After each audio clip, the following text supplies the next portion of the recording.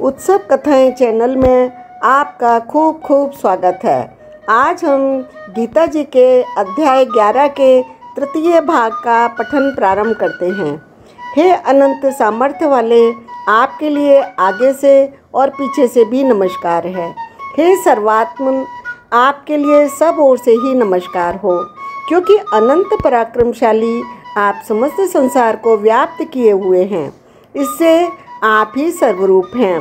आपके इस प्रभाव को जानना जानते हुए आप मेरे सखा हैं, ऐसा मानकर प्रेम से अथवा प्रमाद से मैंने हे कृष्ण, हे यादव, हे सखे, इस प्रकार जो कुछ भी बिना सोचे समझे हठात कहा है।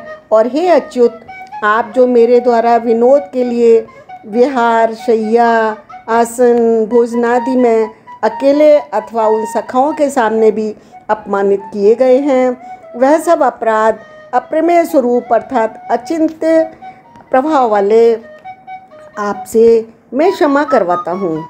आप इस चराचर जगत के पिता और सबसे बड़े गुरु एवं अति पूजनीय हैं। हे अनुपम प्रभाव वाले, तीनों लोकों में आपके समान भी दूसरा कोई नहीं है, फिर अधिक तो कैसे हो सकता है।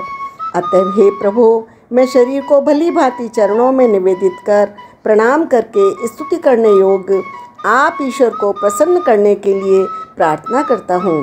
हे देव, पिता जैसे पुत्र के, सखा जैसे सखा के, पति जैसे प्रीतमा पत्नी के अपराध सहन करते हैं, वैसे ही आप भी मेरे अपराध को सहन करने योग्य हैं। मैं पहले न देखे हुए आपके इस आश्चर्यमय रूप को देखकर हर्षित हो रहा हूँ और मेरा मन भय से अति व्याकुल भी हो रहा है। इसलिए आप उस अपने चतुर्भुज विष्णु रूप को ही मुझे दिखलाइए। हे देवेश, हे जगन्निवास, प्रसन्न होइए। मैं वैसे ही आपको मुकुट धारण किए हुए गदा चक्र हाथ में लिए हुए देखना चाहता हूँ। इसलिए हे विश्व रूप, हे सहस्त्रबाहो, आप उसी चतुर्भुज रूप से प्रकट होइए।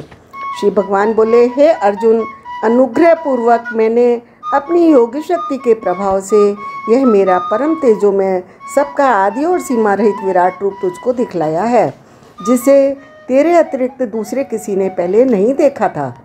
हे अर्जुन, मनुष्य लोक में इस प्रकार विश्व रूप वाला मैं न वेद और यज्ञों के अध्ययन से, न दान से, न क्रियाओं से, न उग्र तपों से तेरे अतिरिक्त दूसरे के द्वारा देखा जा सकता हूँ। मेरे इस प्रकार के इस विकराल रूप को देखकर तुझको व्याकुलता नहीं होनी चाहिए और मूढ़ भाव भी नहीं होना चाहिए। तू भय रहित प्रीतियुक्त मन वाला होकर उसी मेरे इस शंख चक्र गदा पद्म युक्त चतुर्भुज रूप को फिर से देख।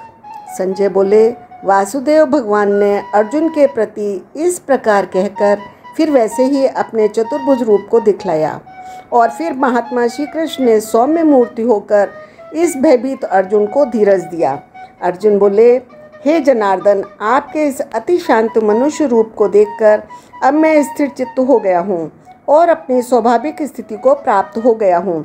श्री भगवान बोले, मेरा जो चतुर्भुज रूप तुमने देखा है, यह सुदूर्श रूप है।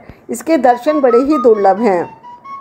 देवता भी सदा इसके रूप की दर्शन की आकांक्षा करते रहते हैं। जिस प्रकार तुमने मुझको देखा है, इस प्रकार चतुर्भुज रूप वाला मैं न वेदों से, न तप से, न दान से, न यज्ञ से ही देखा जा सकता हूँ।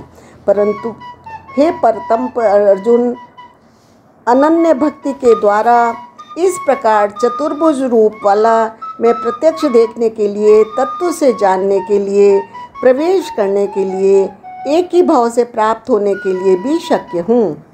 हे अर्जुन, जो पुरुष केवल मेरे ही लिए संपूर्ण कर्तव्य कर्मों को करने वाला है, मेरे पारायण है, मेरा भक्त है, आसक्ति रहित है और संपूर्ण भूत प्राणियों में वैर भाव से रहित है, वह अनन्य भक्ति युक्त पुरुष मुझको ही प्राप्त होता है। गीता का 11वें अध्याय का पठन संपूर्ण होता है। फिर मिलेंगे अगले अध्याय में। तब तक के लिए राधे राधे।